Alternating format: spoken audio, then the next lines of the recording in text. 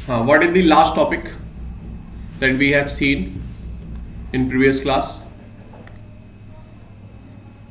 States of matter मैंने start कर दिया था आप लोगों का, और कहां तक वो पहुंचा था ये मुझे एक बार इन्फॉर्म कर दें आप लोग।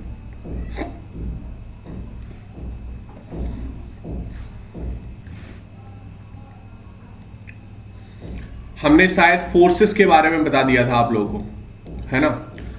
इस चैप्टर में बेसिकली हम लोगों को ना दो स्टेट को लेकर ज्यादा फोकस करना है। पहली स्टेट्स हमारी है गैसियस स्टेट, जिसको मेजरली देखना है इस चैप्टर में, और दूसरा हम लोग को देखना है लिक्विड स्टेट। सॉलिड स्टेट आपका बेसिकली एक अलग चैप्टर बनता है, तो उसमें हम लोग देखेंगे। Got it.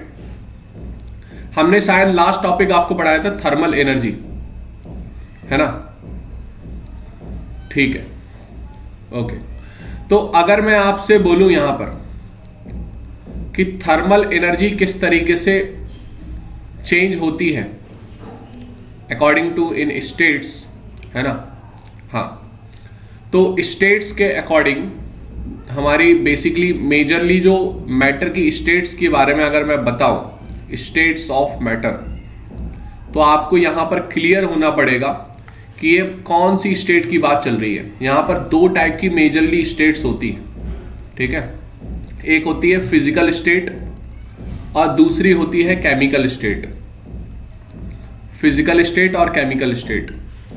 तो जो फिजिकल स्टेट्स होती हैं वो हम फिजिकली ऑब्जर्व करते हैं उसको। वो सॉलिड भी हो सकती है, लिक्विड भी हो सकती है, गैसियस भी हो सकती है, ठीक है। प्लाज्मा स्टेट भी हो सकती है, जैसे हमारे सन और स्टार्स में है, वॉल्केनो में है ना।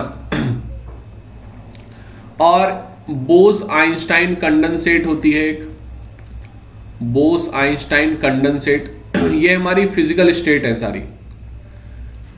एक और स्टेट होती है फर्मियोनिक स्टेट, फर्मियोनिक कंडेंसेट बेसिकली बोल देंगे इसको, फर्मियोनिक कंडेंसेट, ठीक है। केमिकल स्टेट्स में हमारी दो टाइप की स्टेट्स आती है यहां पर, pure state, pure chemical state, और इम्प्योर केमिकल स्टेट। तो प्योर में मतलब सेम टाइप के पार्टिकल्स होंगे, तो ये भी हमारे दो टाइप में आ जाती है। सेम टाइप के एटम्स होंगे तो वो एलिमेंट्स कहलाता है, और अगर सेम टाइप के मॉलिक्यूल होंगे तो वो कंपाउंड कहलाता है। ये हमारी केमिकल स्टेट में आता है, ठीक है। इम्प्योर का मतलब हो गया मिक्सचर। इम्प्योर का मतलब क्या हो गया? मिक्सचर। तो ये हमारी भी दो टाइप की आ जाएंगी, एक होमोजीनियस मिक्सचर हो जाएगा और एक हीट्रोजीनियस मिक्सचर हो जाएगा। तो हम यहां पर बेसिकली बात कर रहे हैं ये फिजिकल स्टेट्स को लेकर, ठीक है। हम यहां पर केमिकल स्टेट्स की बिल्कुल भी बात नहीं करेंगे। क्लियर है इतनी बात? तो यहां पर अगर मैं देखूं, आपको बताऊं, तो जो थर्मल एनर्जी है, थर्मल एनर्जी की अगर मैं बात करूं, तो मैंने आपको बताया था कि टेम्परेचर बढ़ेगा, काइनेटिक एनर्जी बढ़ेगी, थर्मल एनर्जी वहां पर बढ़ेगी।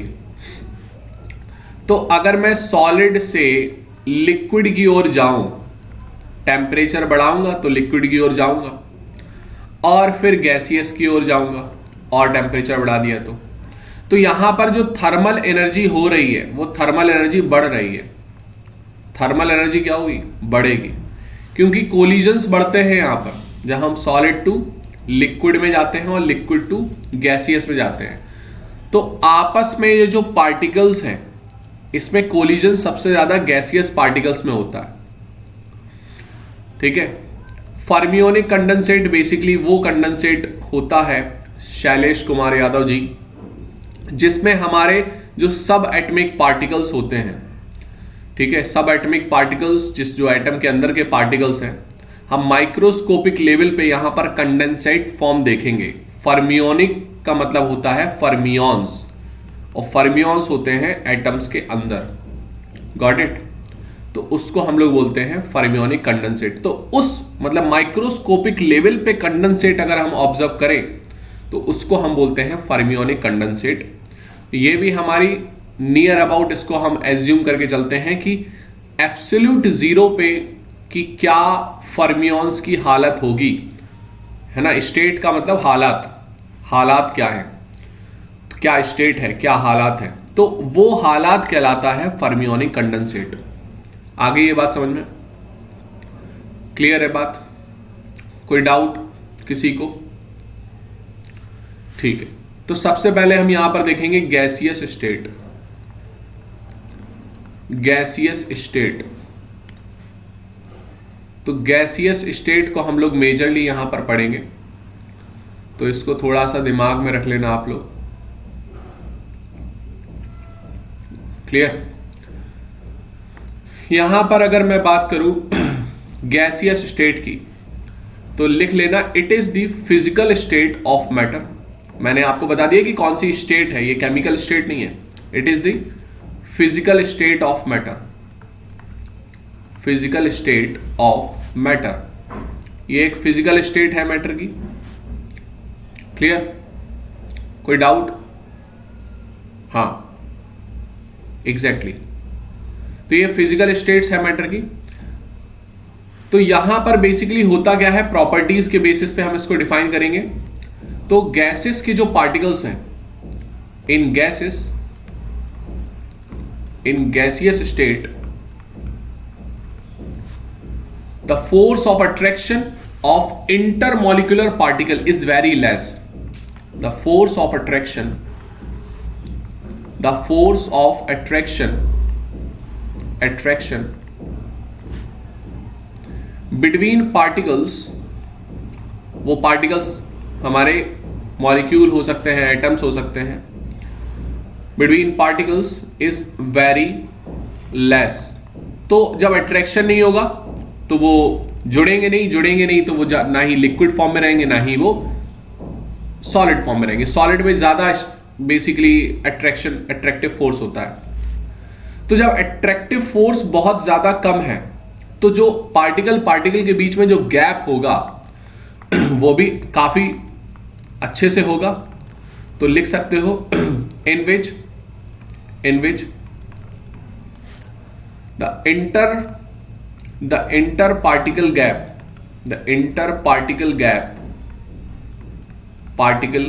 गैप इज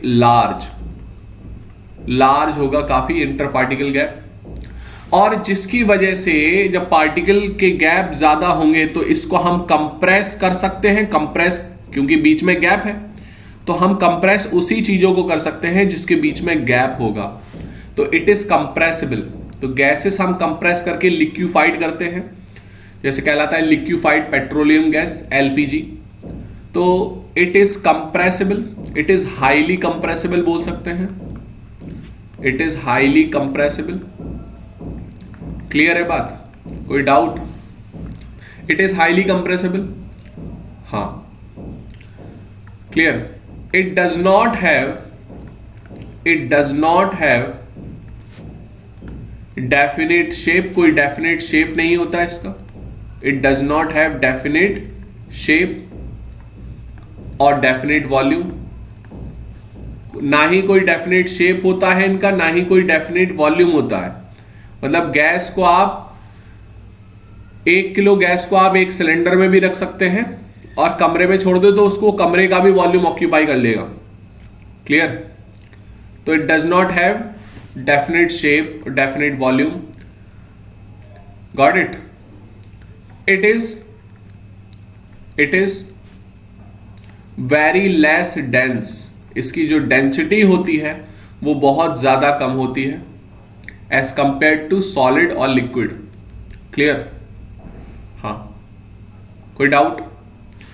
अगर मैंने गैसेस जो है वो गैस हमने किसी कंटेनर में रख दी, किस में रख दी? किसी कंटेनर में। इस कंटेनर में मैंने गैस रख दी, तो इसके जो गैस के पार्टिकल्स होंगे वो सभी डायरेक्शन में, ऑल डायरेक्शन में फोर्स अप्लाइड करेंगे। ठीक है, सारे डायरेक्शन में फोर्स अप्लाइड करेंगे। ये समझ में आ गई ये बात सभी को? हाँ, सभी डायरेक्शन में फोर्स अप्लाइड करेंगे। बोलते जाना सभी लोग। क्लियर है सभी को बात? ये बेसिक सी चीजें हैं ये तो।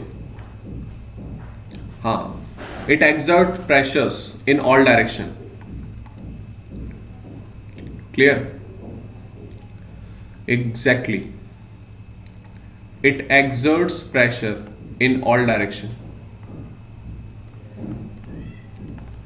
In all direction.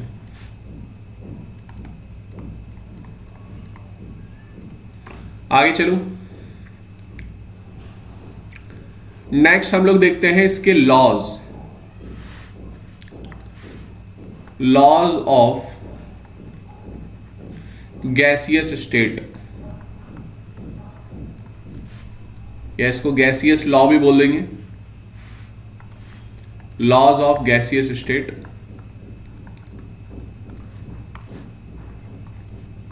Laws of gaseous state. तो बेसिकली हम लोग को कौन कौन से लॉस इसमें देखने हैं वो मैं लिख देता हूं यहां पर। कौन कौन से लॉज हम लोग को देखने हैं। सबसे पहले हम लोग देखेंगे यहां पर बॉयल्स लॉ। क्लियर? मैंने शायद जब आपको पहला चैप्टर पढ़ाया था तब भी मैंने बताया था कि कुछ लॉ हमें यहां पर भी पढ़ने हैं। ठीक है, बॉयल्स लॉ देखेंगे हम लोग। हाँ, फिर हम लोग देखेंगे यहां पर चार्ल्स लॉ। चार्ल्स लॉ देखेंगे। क्लियर? और मैंने आपको वहां पर कुछ दो लॉ बताए थे, गे-लुसाक एंड एवोगाड्रो। मैंने बताया था कि गैसियस स्टेट में भी हम लोग को पढ़ने हैं। तो यहां पर गे-लुसाक लॉ, गे-लुसाक लॉ। हाँ, नेक्स्ट हम लोग देखेंगे एवोगाड्रो लॉ, एवोगाड्रोस लॉ। कोई डाउट यहां पर? क्लियर है? समझ में आ गई बात सभी को?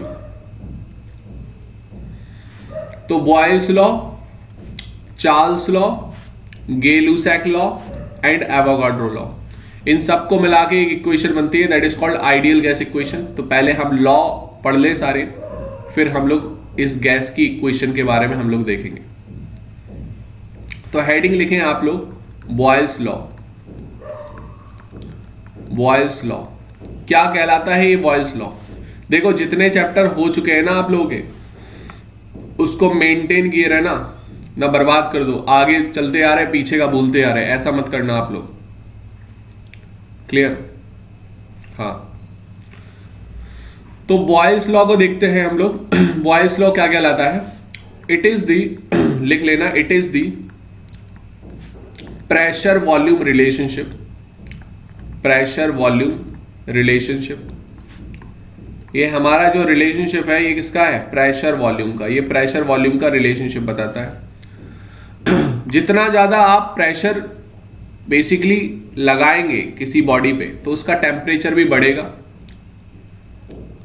है ना? टेम्परेचर बढ़ेगा। टेम्परेचर का मैं बात नहीं कर रहा हूं यहां पर, मैं बात कर रहा हूं यहां पर प्रेशर वॉल्यूम। तो टेम्परेचर का क्या होगा यहां पर? टेम्परेचर यहां पर रखूंगा मैं कांस्टेंट। ठीक है, तो इन विच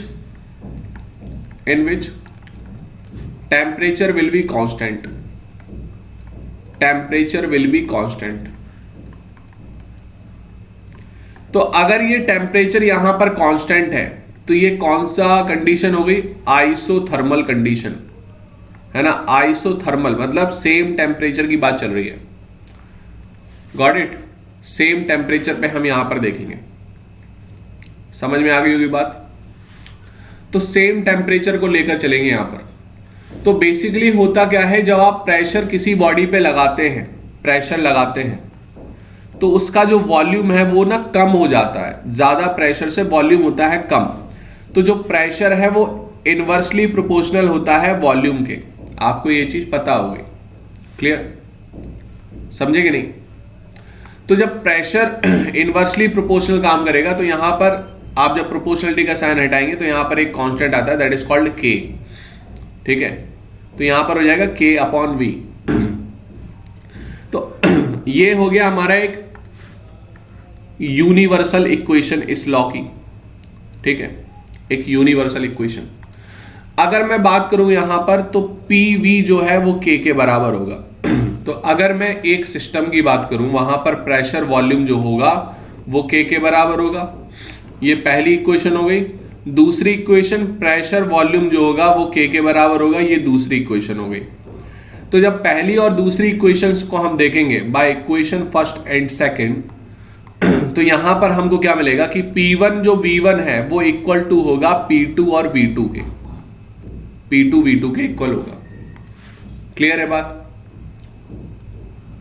समझ में आ गई होगी बातें for same system obviously. Clear? तो यहां पर लिख लेना this law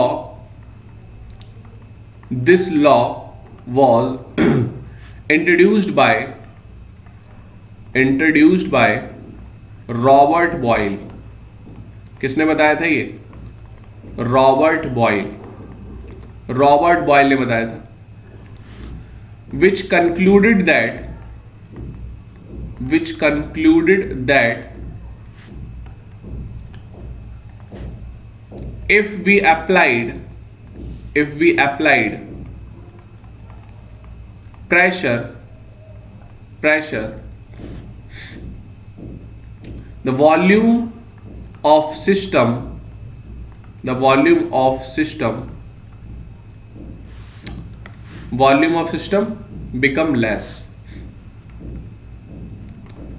become decreases। Clear? और लेस बोल सकते हैं। कोई डाउट?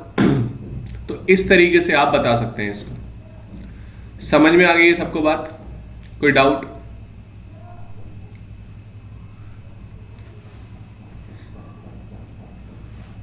एग्जैक्ट वो हम इक्वेशन बाद में देखेंगे, बाद में शैलेश, ये इक्वेशन हम देखते हैं बाद में।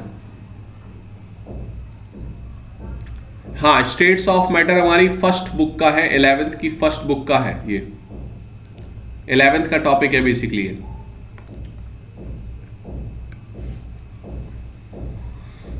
आगे चलूं? हो गया नोट? यहां पर अगर इसकी मैं दूसरी इक्वेशन देखूं, इसी से एक इक्वेशन बनाऊं, तो P1 क्या हो जाएगा? इन दोनों इक्वेशन को पकड़ो तो P1 P2 के बराबर आ जाएगा, यहां पर V2 जो है वो V1 के बराबर आ जाएगा। तो इस टाइप का रिलेशनशिप भी आपको देखने को मिल सकता है, इसका भी यूज आप कर सकते हैं कि अगर कोई रेशियो पूछे तो आप रेशियो फॉर्म में भी इसको बता सकते हैं। क्लियर है बात? हाँ, यहां पर लिख लेना graphical representation of Boyle's law. Graphical representation, graph के बहुत क्वेश्चंस आते हैं। Graphical representation of Boyle's law. तो ग्राफिकल रिप्रेजेंटेशन हम लोग देखते हैं बॉयल्स लॉ का। तो प्रेशर जो है वो इनवर्सली प्रोपोर्शनल है किसके? प्रेशर जो है वो इनवर्सली प्रोपोर्शनल है किसके? वॉल्यूम के। तो यहां पर अगर मैं प्रेशर लेता हूं और यहां पर वॉल्यूम लेता हूं, तो ये कुछ इस तरीके से काम करेगा, y इक्वल टू 1/x के। और y इक्वल टू 1/x का जो ग्राफ है वो आपको पता है कैसा जाता है? हाइपरबोला। कैसा जाएगा ये? हाइपरबोला। तो कुछ इस तरीके से यहां पर चला जाएगा। समझे? अगर मैं टेम्परेचर का भी वेरिएशन डालूं यहां पर, सेम टेम्परेचर पे अलग अलग देखूं मैं, ये मैंने मान लिया कि इसको मैंने 300 केल्विन पे देखा, ठीक है, इसको मैं 400 केल्विन पे देखूं तो 400 केल्विन का थोड़ा ऊपर आएगा, ठीक है, और फिर मैं 500 केल्विन का देखूं तो ये और ऊपर आएगा। तो इस तरीके से यहां पर रहती है इक्वेशन, इस फॉर्म में बनेगा ये। क्लियर है ना बात? तो ये इनवर्सली प्रोपोर्शनल है तो हाइपरबोला बनेगा, ठीक है, लेकिन जो ग्राफिकल रिप्रेजेंटेशन है तो वो कुछ इस तरीके से आपका आएगा। कोई डाउट किसी को? ये y और x का ग्राफ है। लेकिन अगर मैं यहां पर जो ग्राफ है वो ग्राफ का जो बेस है वो ही चेंज कर दूं, यहां पर मैंने प्रेशर ले लिया, लेकिन यहां पर जो ले लिया वो ले लिया 1/v, 1/v, ठीक है, ये बिल्कुल ऐसा हो गया 1/x, तो 1/x ले लिया। तो जब 1/x ले लूंगा तो y मतलब ये वाली क्वांटिटी इससे क्या डायरेक्टली प्रोपोर्शनल, मतलब ये लीनियर जाएगा ग्राफ। फिर कैसा जाएगा? लीनियर, बिल्कुल। तो लीनियर जाने के लिए यहां पर किस तरीके से काम करेगा, इस तरीके से जाएगा। अलग अलग अगर मैं टेम्परेचर पे ले लूं तो अलग अलग हम देख सकते हैं। यहां पर टेम्परेचर T1 T2 ले लेता हूं मैं, तो एक ये गया, एक ये गया और एक ये गया।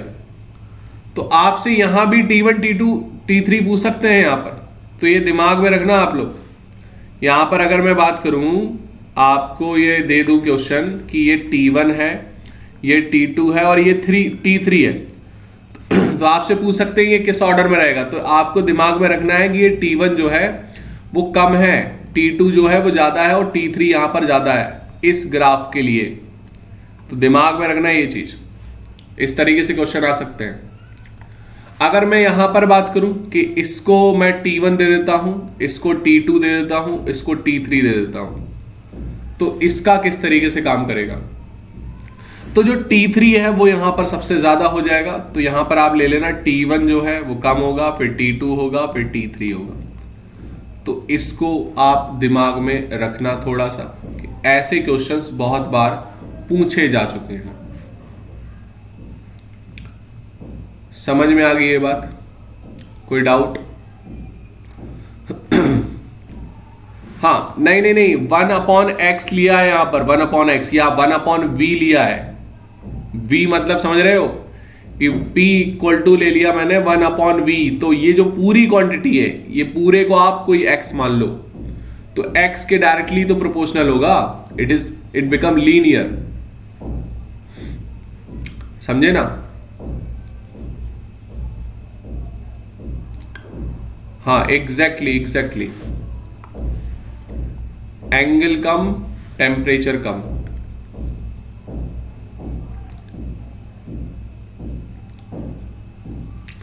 प्रेशर ज्यादा नहीं बोल सकते, एक फिक्स वैल्यू नहीं दे सकते प्रेशर की, वो उस पॉइंट पे देखी आएगी कि कितना होगा।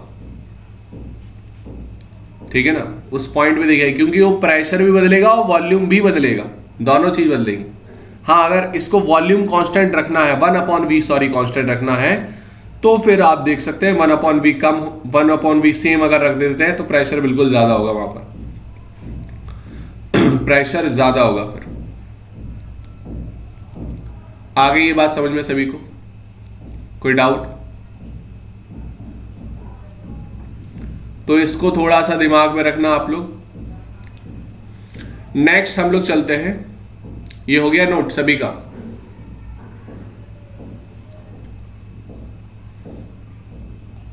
नेक्स्ट हम लोग चलते हैं चार्ल्स लॉ।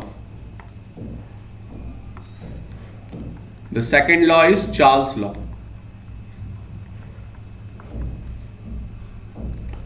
तो चार्ल्स लॉ क्या हो जाएगा, इसमें लिख लेना। एग्जैक्टली यहां पर हम देखते हैं चार्ल्स लॉ। देखो, this law was introduced by Charles. इसमें क्या है basically, in which temperature volume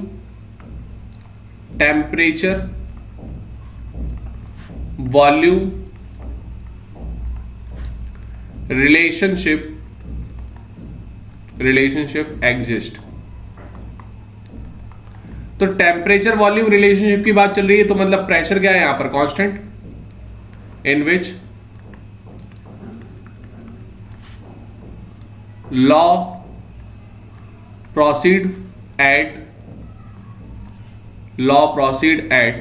constant pressure की बात चल रही है। तो कांस्टेंट प्रेशर की बात चल रही है, तो यहां पर जो कंडीशन है वो कौन सी हो जाएगी, आइसोबैरिक लॉ हो गया। ये कांस्टेंट प्रेशर की बात चल रही है। क्लियर है ना बात? तो जब कांस्टेंट प्रेशर पे हम लोग देखेंगे यहां पर, देखो मैं आपको बताऊं, टेम्परेचर बढ़ेगा, तो टेम्परेचर जब हम बढ़ाते हैं तो एक्सपेंशन होता है। एक्सपेंशन हो रहा है मतलब क्या है, एक्सपेंशन होने का मतलब क्या हो गया यहां पर, एक्सपेंशन होने का मतलब क्या हो गया? What is the means of expansion? Volume क्या होगा वहां पर? जैसे अभी एक इक्वेशन बताई थी इसने, P V equal to N R T, ये हम लोग बाद में देखेंगे। तो प्रेशर जो है वो वॉल्यूम के क्या है? इनवर्सली प्रोपोर्शनल है। लेकिन अगर मैं वॉल्यूम और टेम्परेचर की बात करूं तो टेम्परेचर बढ़ेगा तो वॉल्यूम भी बढ़ेगा, एक्सपेंशन होगा तो वॉल्यूम बढ़ेगा ना वहां पर, ठीक है ना। तो यहां पर हम एक मोटे मोटे तौर पर बोल सकते हैं, यहां पर मैं आपको एक चीज बता दूं कि जो टेम्परेचर है, टेम्परेचर यहां पर हम केल्विन और डिग्री सेल्सियस में लेते हैं ना, तो इसको थोड़ा सा आप दिमाग में रखना। अगर मैं बात कर रहा हूं temperature at absolute zero, absolute zero का मतलब क्या हो गया? एब्सोल्यूट जीरो का मतलब हो गया जीरो केल्विन, जीरो केल्विन हो गया, ठीक है। मतलब इसका क्या है? मतलब यह है कि यह बात कर रहा है किस पे? माइनस का 273.15 डिग्री सेल्सियस, ठीक है। Got it? क्लियर है इतनी बात? तो इस चीज की बात कर रहा है वो। तो ये चीज आप थोड़ा सा दिमाग में रखना, कैसे करना है और कैसे नहीं।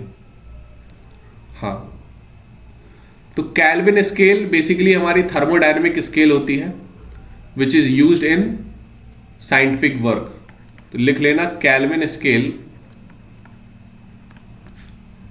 Is a thermodynamic scale. हम इसी से देखेंगे हम लोग, thermodynamic scale which is used for scientific work, for scientific work। तो जो भी हम साइंटिफिक इक्वेशन ले रहे हैं, जो भी हम इक्वेशन लिखते हैं, या जो भी हम फिजिक्स में केमिस्ट्री में कर रहे हैं, इक्वेशन को सॉल्व कर रहे हैं, तो वहां पर जो टेम्परेचर है हमारी कोशिश रहेगी कि उसको हम केल्विन में कन्वर्ट करके करें, ठीक है। तो इसलिए हम केल्विन का ज्यादा यूज करते हैं। क्लियर है? एक स्टैंडर्ड माना जाता है ना, इसीलिए।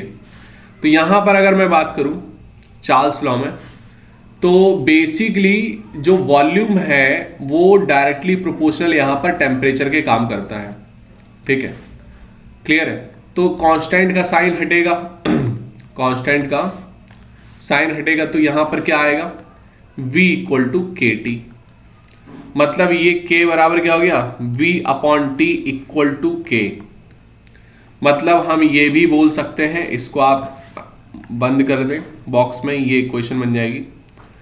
अगर मैं देखूं अलग अलग टेम्परेचर वॉल्यूम पे, तो यहां पर वॉल्यूम V1 और टेम्परेचर T1, यहां पर आ जाएगा K, ये पहली इक्वेशन हो जाएगी। वॉल्यूम्स दूसरा, टेम्परेचर दूसरा, यहां पर K आ जाएगा, तो ये दूसरी इक्वेशन हो जाएगी। By first and second equation, by first and second equation, तो इक्वेशन फर्स्ट और सेकंड के थ्रू यहां पर V1 अपॉन T1 और V2 अपॉन T2 आपको मिल जाएगा।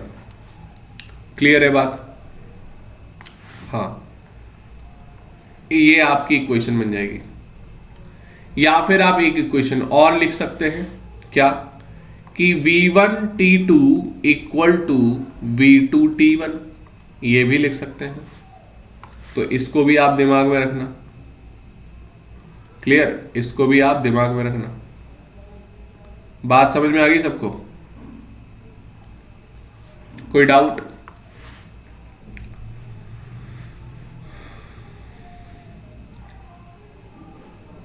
प्रेशर का एंगल नहीं देखा जाता भाई, एंगल के हिसाब से चीजें नहीं चलती हैं।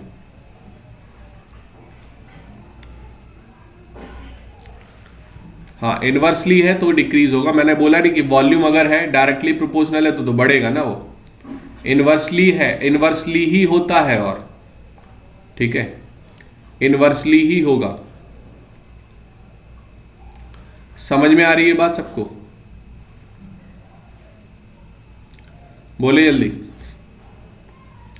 हाँ, वॉल्यूम इंक्रीज, अरे भैया टेम्परेचर आप बढ़ा रहे हैं तो टेम्परेचर बढ़ाएंगे, कोलिजन्स बढ़ेगा, कोलिजन्स बढ़ेगा मतलब काइनेटिक एनर्जी बढ़ रही, तो ये वॉल पे लगाएंगे तो ये इनका वॉल्यूम नहीं बढ़ेगा।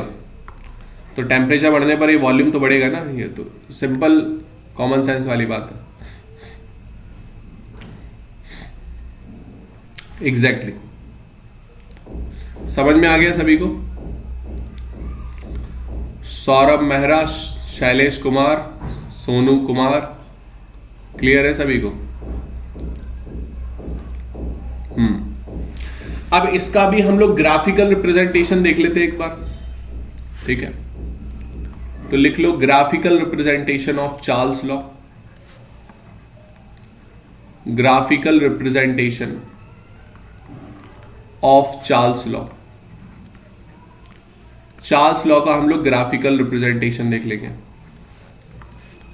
तो graphical representation of Charles law में हम लोग देखेंगे यहां पर relation of temperature and volume. तो टेम्परेचर और वॉल्यूम के रिलेशनशिप में टेम्परेचर हम एक्स एक्सिस में रखते हैं और वॉल्यूम हम लेते हैं वाई एक्सिस में। तो अगर मैं यहां पर देखूं, क्योंकि ये डायरेक्टली प्रोपोर्शनल है, तो y equal to M X form में ग्राफ जाएगा, लीनियर बिल्कुल। तो आप जब देखोगे ना यहां पर टेम्परेचर यहां से कुछ दूर से स्टार्ट होगा, बिल्कुल कॉर्नर से तो लोगे नहीं आप, ठीक है? हाँ, तो जब आप स्टार्ट करोगे तो यहां से कुछ डॉट डॉट डॉट बन के आएंगे, फिर जाके कहीं लीनियर फॉर्म में आपको मिलेगा यहां पर, ठीक है? ये हवा में आपको लीनियर मिलेगा इस फॉर्मेट में, ये बनेगा लीनियर फॉर्मेट में। इसको थोड़ा ज्यादा कर दिया मैंने, इसको आप इस तरीके से ले लो, ऐसे ऐसे ऐसे, ठीक है? क्लियर है बात सभी को? तो जब हम अगर इसमें देखें कि प्रेशर क्या रखा जा रहा है, फिर प्रेशर क्या रखा जा रहा है? प्रेशर कांस्टेंट है लेकिन रखा तो जाएगा ना कुछ। तो यहां पर पहली वाली के लिए प्रेशर ले लिया मैंने P4, फोर्थ वाले के लिए पहला हमने ये मान लिया, दूसरा ये मान लिया और तीसरा ये मान लिया। तो जब इसमें देखा गया कि किसका प्रेशर ज्यादा है, देखना हमको पता करना है किसका प्रेशर ज्यादा है, तो यहां पर जो P4 का जो प्रेशर है वो ज्यादा होगा। तो यहां पर इक्वेशन आप थोड़ा दिमाग में रखना ये कि P1 का जो प्रेशर होगा वो क्या होगा? कम। P2, P3 and P4। समझ में आ गई होगी बात सबको? तो इस फॉर्मेट में आपको देखने को मिलेगा यहां पर। जल्दी बोले सभी विद्वानों, समझ में आई बात?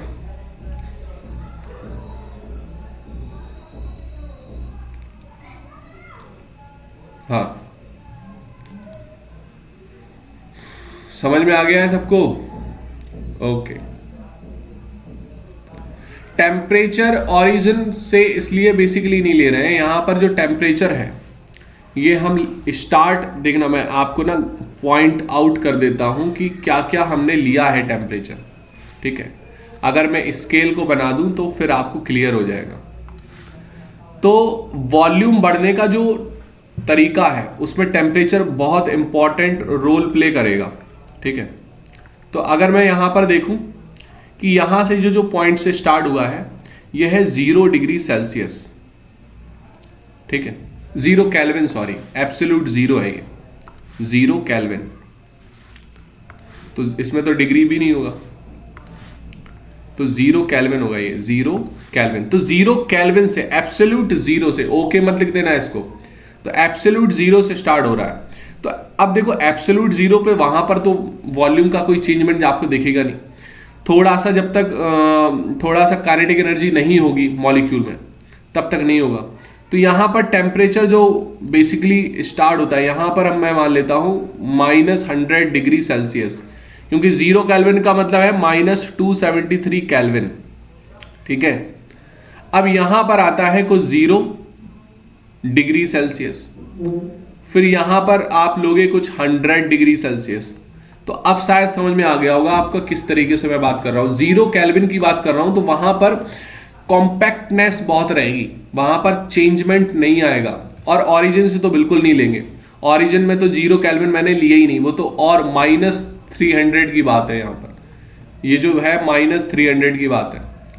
और यहाँ ये तो एक ऐसा टेम्परेचर है जो दुनिया में अभी तक एग्जिस्ट नहीं करता है, एग्जिस्ट नहीं करता है। क्लियर है ना बात? तो ये आपको इस तरीके से थोड़ा सा दिमाग में रखना है। हाँ, क्लियर। इसमें तो गैस एग्जिस्ट ही नहीं करती -273 डिग्री, -273 केल्विन पर, सॉरी डिग्री सेल्सियस है ये भाई, मैं केल्विन को डिग्री सेल्सियस लिख दे रहा हूं, ये डिग्री सेल्सियस है ना। तो -273 डिग्री सेल्सियस मतलब 0 केल्विन पे तो गैस एग्जिस्ट ही नहीं करेगी ना, क्योंकि वो कैसे रहेगी, एब्सोल्यूट 0 पे गैस एग्जिस्ट नहीं करेगी वहां पर। क्लियर, कोई डाउट, कर लोगे इसको? हाँ,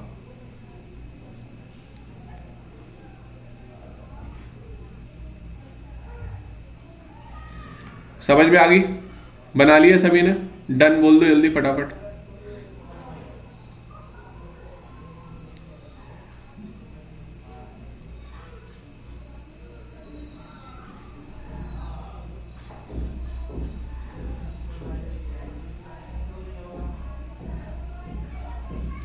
हाँ, अब हम लोग चलते हैं नेक्स्ट।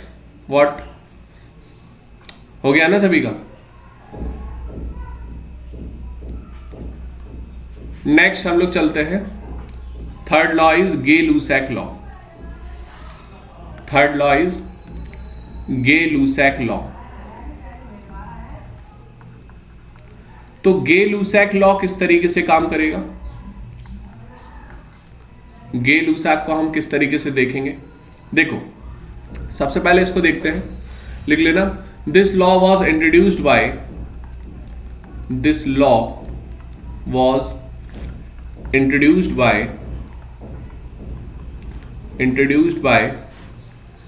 Gay-Lussac. Clear? कोई doubt? which gave a mathematical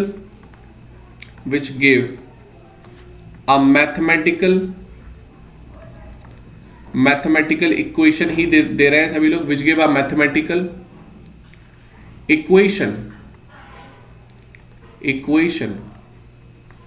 between pressure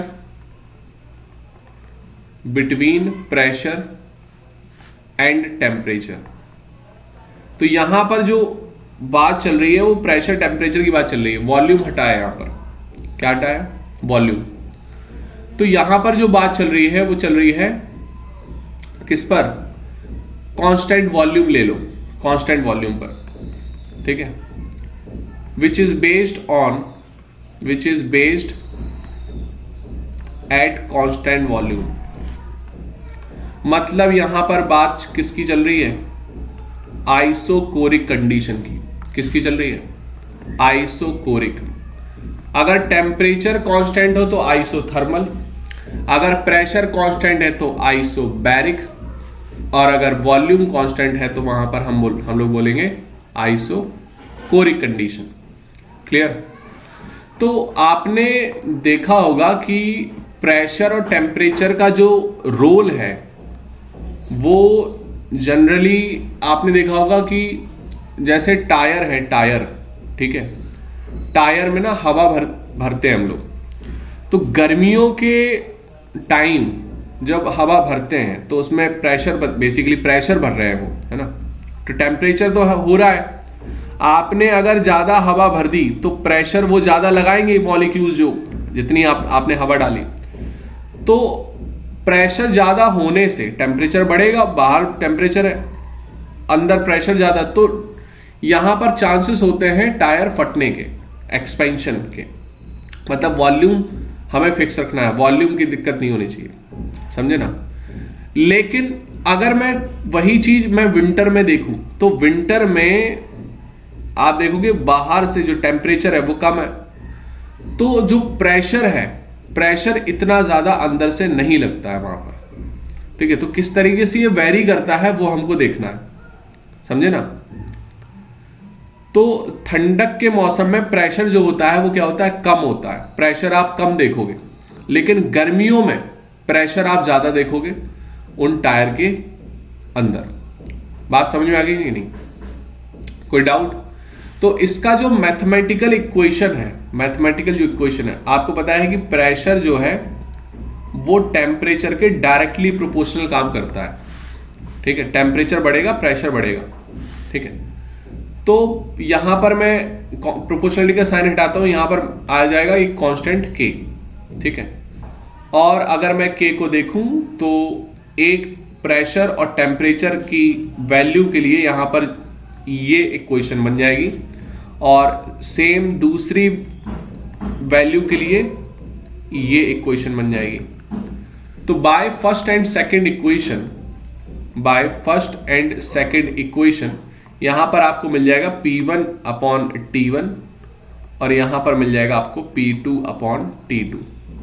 ठीक है, एक इक्वेशन आपको ये मिल जाएगी।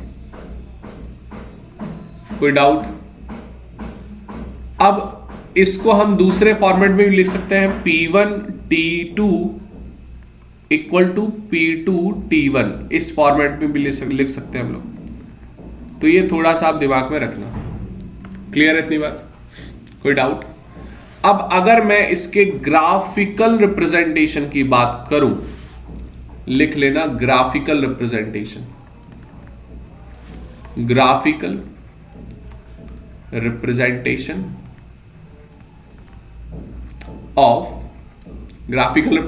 Of Gay-Lussac law. Gay-Lussac law. तो गे-लुसैक लॉ का हम जब ग्राफिकल रिप्रेजेंटेशन देखेंगे, ग्राफिकल रिप्रेजेंटेशन देखेंगे यहां पर,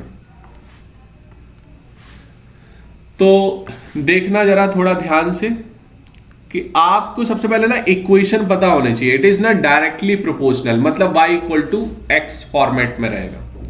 तो अगर मैं टेम्परेचर यहां पर लेता हूं, यहां पर मैं प्रेशर को लेता हूं y एक्सिस पे, तो आपको पता है ये लीनियर फॉर्म में जाएगी इक्वेशन। लाइन जो है वो, ग्राफ जो है वो लीनियर फॉर्म में जाएगा।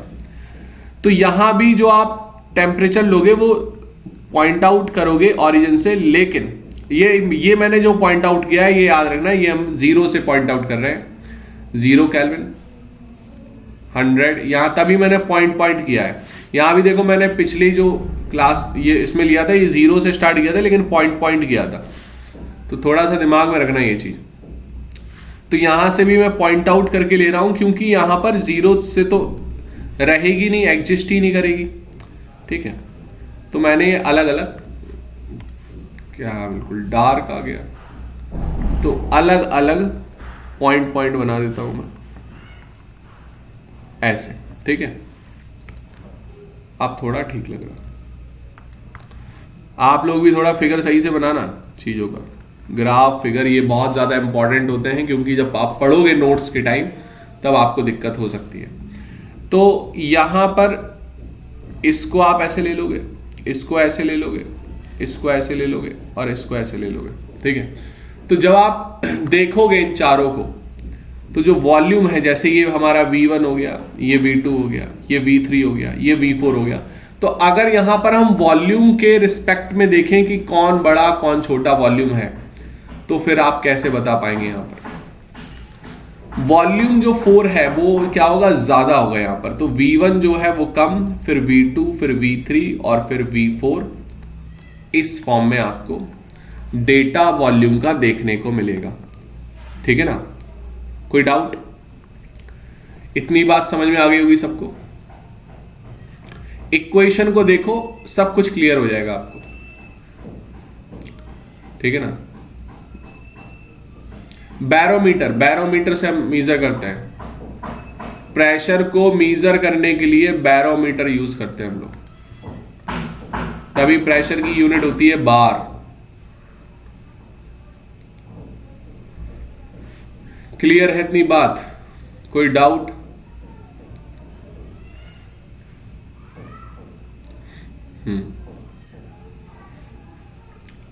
जल्दी नोट कर लें आप लोग, जल्दी फटाफट, हम लोग फिर आगे चले। सभी का डन?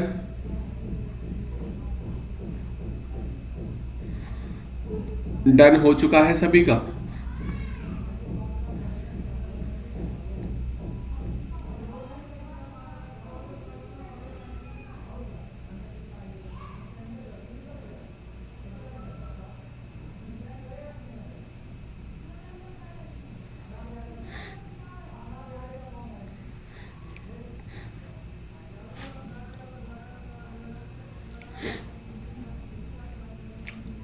चलो हम लोग देखते हैं next law, that is called Avogadro law. Avogadro's law.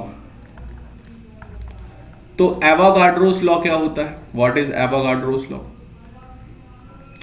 ये हम लोग ने फर्स्ट चैप्टर में देख लिया था, इसको हम लोग दोबारा मैं आपको समझा देता हूं। This law was introduced by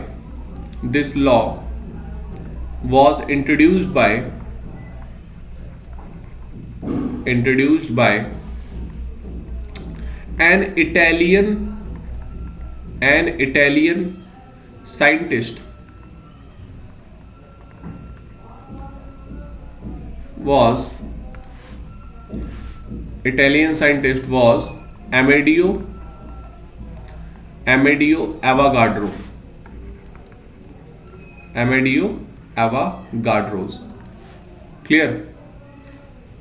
In 1811, मतलब डाल्टन्स के एटॉमिक थ्योरी के बाद इन्होंने दिया था, ठीक है। ही merge up the concept of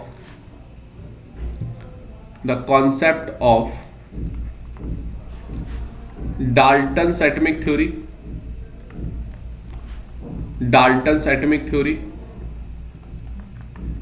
and Gay-Lussac law। तो इन्होंने मर्ज अप करके बनाया कुछ। क्या बनाया? इन्होंने बोला कि जैसे आप दो सिस्टम अलग अलग लोगे, ठीक है, दो डिफरेंट अलग अलग सिस्टम लोगे, उसका आप वॉल्यूम सेम रखोगे, और जो आपकी कंडीशन है, कंडीशन का मतलब प्रेशर टेम्परेचर वाला, वॉल्यूम तो सेम है, ये कंडीशन तो वॉल्यूम वाली सेम रख दी आपने, और जो टेम्परेचर प्रेशर है उसकी भी आप कंडीशन कांस्टेंट रख देते हो, ठीक है। तो यहां पर जो नंबर ऑफ मॉलिक्यूल्स होंगे, चाहे वो अलग अलग गैसेस के हों, ये इसमें चाहे हाइड्रोजन मॉलिक्यूल हो, इसमें चाहे नाइट्रोजन हो, वो दोनों की दोनों क्या होंगे? सेम नंबर ऑफ मॉलिक्यूल्स आपको मिलेंगे, सेम नंबर ऑफ मॉलिक्यूल्स मिलेंगे, ये बताया था इन्होंने। क्लियर है ना बात? तो he states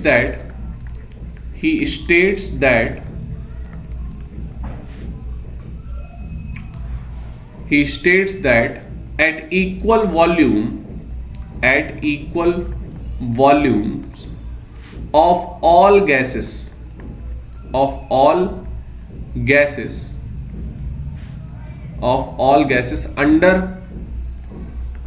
under same condition of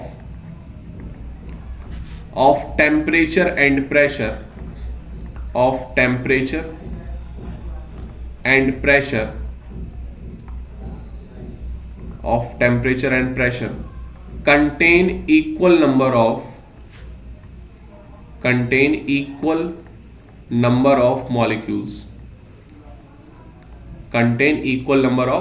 molecules। Clear? कोई डाउट? तो जो मैंने आपको अभी बोला, समझाया, वो मैंने आपको लिखवा भी दिया।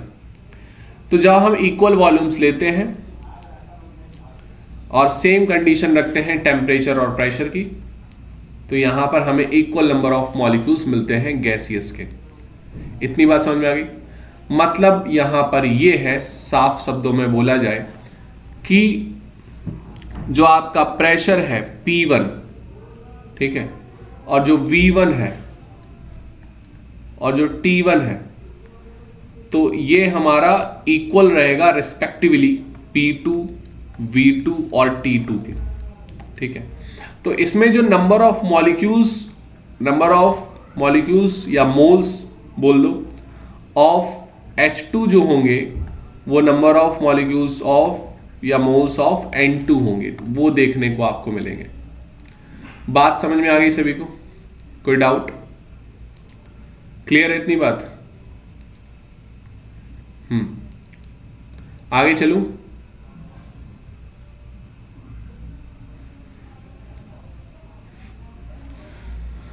थोड़ा जल्दी नोट कर ले, फिर मैं आगे चलता हूं। बोलते हैं सभी लोग फटाफट।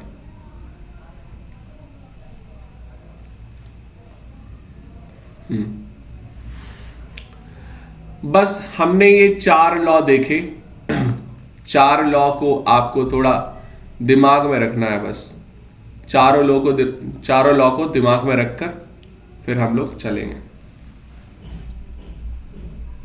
तो अगर मैं यहां पर अब चारों लॉ को दिमाग में रखकर एक इक्वेशन की बात करूंगा, that is called ideal gas equation. That is called ideal gas equation. तो आइडियल गैस इक्वेशन क्या है? बेसिकली आइडियल गैस क्या होती है? जिसमें जो चेंज ऑफ हीट है और चेंज ऑफ वॉल्यूम है वो आपको ना देखने को ना मिले।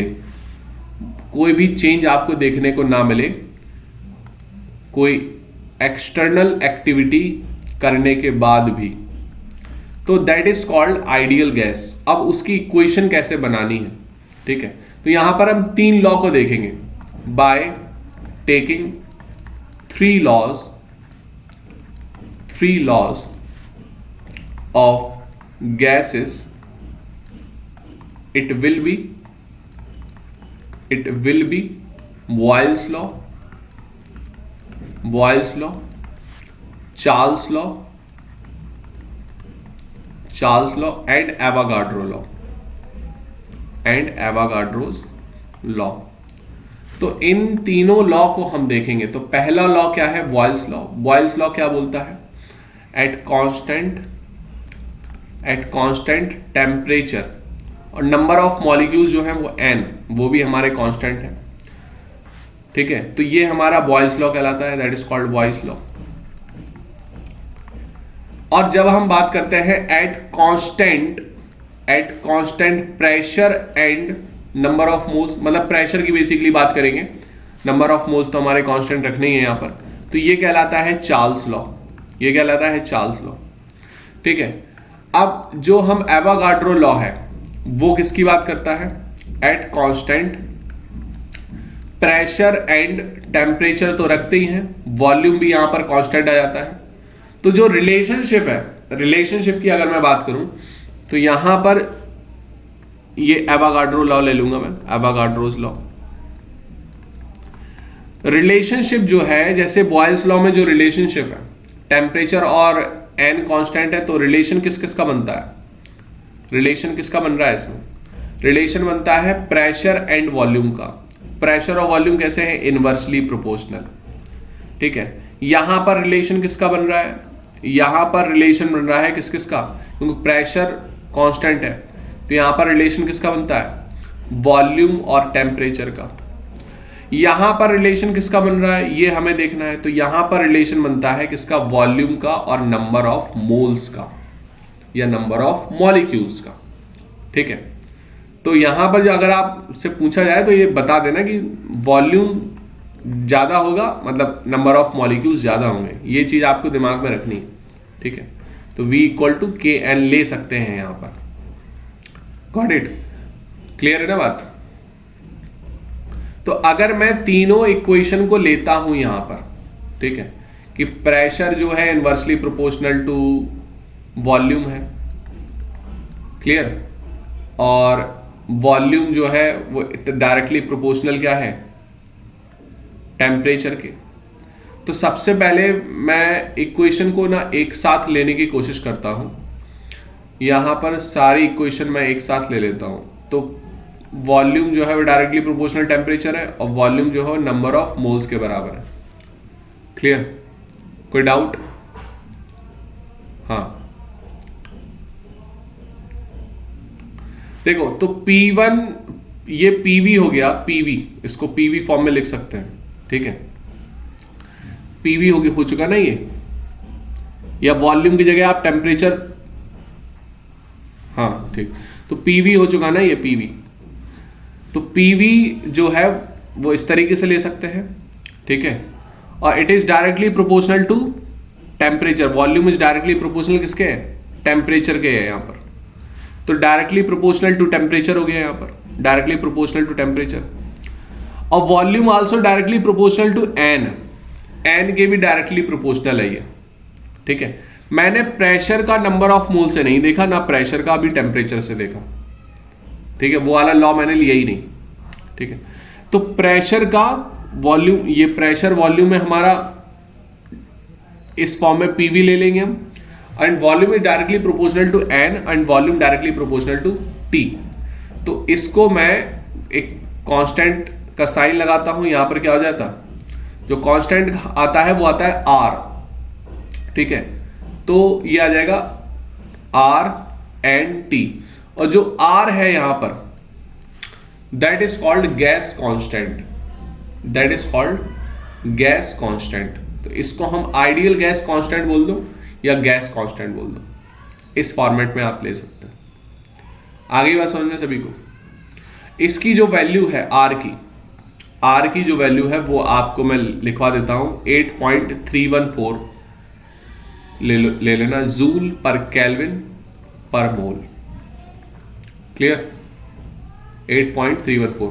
अगर आपको बार में लिखनी है, बार फॉर्म में, तो बार में ले लेना यहां पर 8.314 इंटू 10 की पावर -2 बार लीटर पर केल्विन पर मोल, ठीक है। अगर आपको पास्कल में लेना है, पास्कल में, तो पास्कल में भी लिख लो, दूसरे कलर से लिख देता हूं, यहां पर हो जाएगा 8.314 पास्कल, पीए लिख दिया मैंने, पास्कल पीए होता है, ठीक है, मीटर क्यूब पर केल्विन पर मोल, ठीक है। तो इस फॉर्मेट में आपको देखना है। यहां पर बात समझ में आ गई होगी सबको, कोई डाउट? तो इसको आप इस तरीके से मर्ज अप कर लेना और आपको ये इक्वेशन मिल जाएगी। फटाफट नोट कर लें आप।